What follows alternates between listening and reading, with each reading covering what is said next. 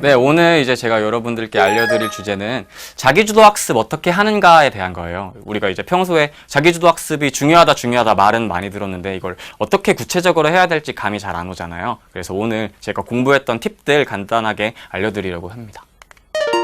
그래서 세 가지 원칙을 준비해 봤는데 그 중에 첫 번째가 바로 과목별 문제점을 자가 진단하는 과목 진단서를 만드는 거예요. 이게 뭐냐면 자기가 이제 평소에 공부하면서 뭔가 막연하게 어려웠던 점들 있잖아요. 그 막연하게 어려웠던 것들을 조금 구체적으로 파고 들어가서 이렇게 표로 정리를 해보는 거예요.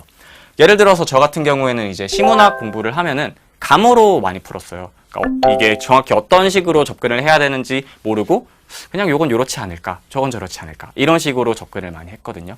그리고 시 같은 경우에는 특히 중요한 게 화자가 누구고 그 화자가 어떤 상황에 처해 있고 그 상황에서 어떤 감정을 느끼는지를 정리하는 게 굉장히 중요한데 저 같은 경우에는 그게 잘 안 됐던 것 같았어요. 그리고 이제 수학 같은 걸 보면은 개념을 정확히 모르는 상태에서 그냥 편법으로 푸는 풀이가 되게 많았어요. 그러니까 이거는 뭐 정확히 이렇게 풀어야 되는 건데 그냥 이렇게 풀면 되겠지 싶어서 풀었는데 답이 맞고 그러면 그냥 넘기고 이렇게 쌓이다 보니까 오개념들이 굉장히 많이 생겼었어요. 그래서 그런 것들을 좀 잡아보겠다고 생각을 했고 또 막 함수랑 방정식 간에 왔다 갔다 하는 문제들 있잖아요. 뭐 생긴 건 함수처럼 생겼는데 막상 풀이법을 보면 방정식 뭐 판별식 같은 걸 이용해서 푼다던가 이런 문제들이 종종 있거든요. 그럼 그런 것들 같은 경우에는 개념을 따로 정리를 해놨어요.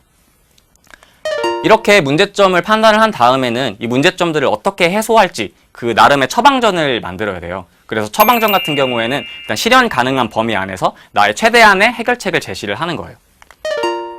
그래서 먼저 시문학 같은 경우에는 학교 수업을 좀 많이 활용을 하자고 생각을 했어요.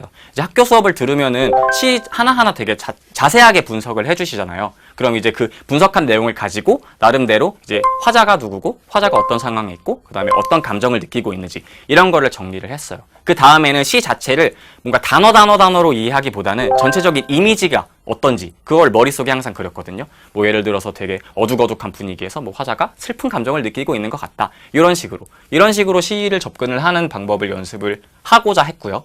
뭐 이제 수학 같은 경우에는 이제 제가 친구들한테 수학 문제 물어보는 걸 좀 많이 좋아했어요. 이제 선생님 같은 경우에는 또 따로 찾아가서 뭐 말씀도 드리고 약간 교무실 분위기도 어색할 수도 있고 이렇잖아요. 근데 이제 저희 반에 수학 잘하는 친구들이 한 두세 명씩은 꼭 있었거든요. 그래서 이제 그런 친구들을 선생님 삼아서 이제 내가 몰랐던 개념들, 어려웠던 것들을 많이 물어봤고, 그 다음에 이제 그 아까 말씀드렸던 것처럼 함수랑 방정식 왔다 갔다 하는 문제들 있잖아요. 그런 것들은 이제 개념 자체를 모른다기보다는 그 개념을 어떤 식으로 적용해야 되는지의 문제라서 따로 이제 나름대로 정리를 했어요. 이런 식으로 이제 나름대로 구체적인 해결책들을 제시를 한 다음에는 실제 시간 계획에 이 해결책들을 녹여 넣는 거예요. 그래서 해결책을 녹여 넣은 시간표를 짜는데 이거는 굉장히 구체적으로 짜는 게 좋아요. 시간 단위만. 그래서 이제 왼쪽에 있는 표가 이제 저희 고등학교 때 생활 이제 일과였고 이제 오른쪽에 있는 표 같은 경우에는 이 자습 시간 동안에 제가 어떤 식으로 시간 계획을 짰는지를 써놓은 거거든요.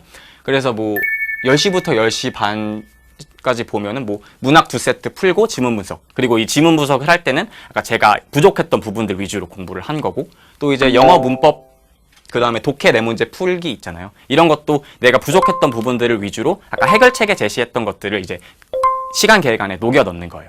그래서 이런 식으로 좀 구체적으로 파고들어서 공부법을 짜시면은 아마 자기주도 학습 공부하시는데 도움이 좀 많이 되지 않을까 싶습니다. 네, 그러면은 이제 제 강의는 여기서 마치도록 하겠습니다. 고2 학생들 그리고 고1 학생들을 위한 조언해 줄 게 있다면 어떤 게 있을까요?